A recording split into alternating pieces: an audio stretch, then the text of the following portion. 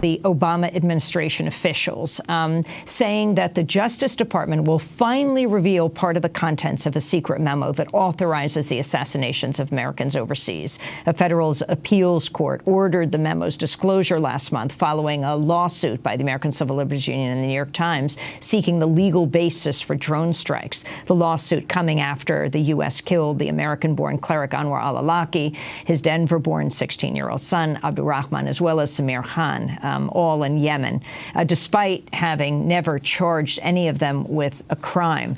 The administration's decision not to appeal the ruling came just days after Republican Senator Rand Paul threatened to filibuster the nomination of the memo's author, David Barron, to a seat on the U.S. Court of Appeals of the First Circuit. Barron's nomination expected to come up for a vote this week.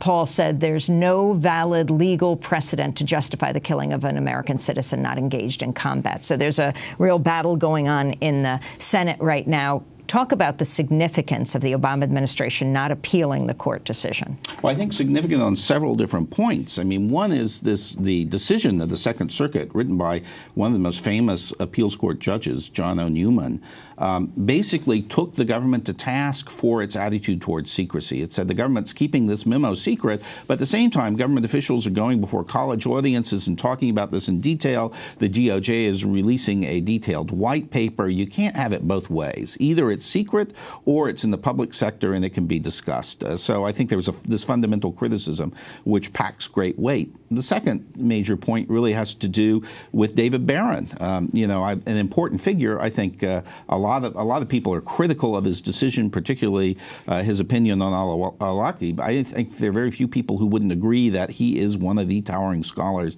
of his generation, particularly in this area. I think that judicial appointment is a particularly important one.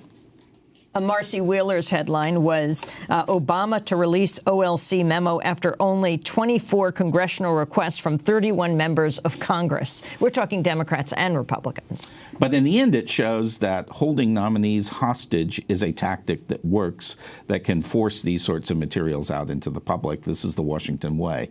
And what you expect to see? I expect to see a much clearer explanation of the rationale, legal rationale. It's probably we're going to see that the CIA was authorized to execute al-Awlaki, and therefore it was viewed as being outside of the restrictions on murder overseas.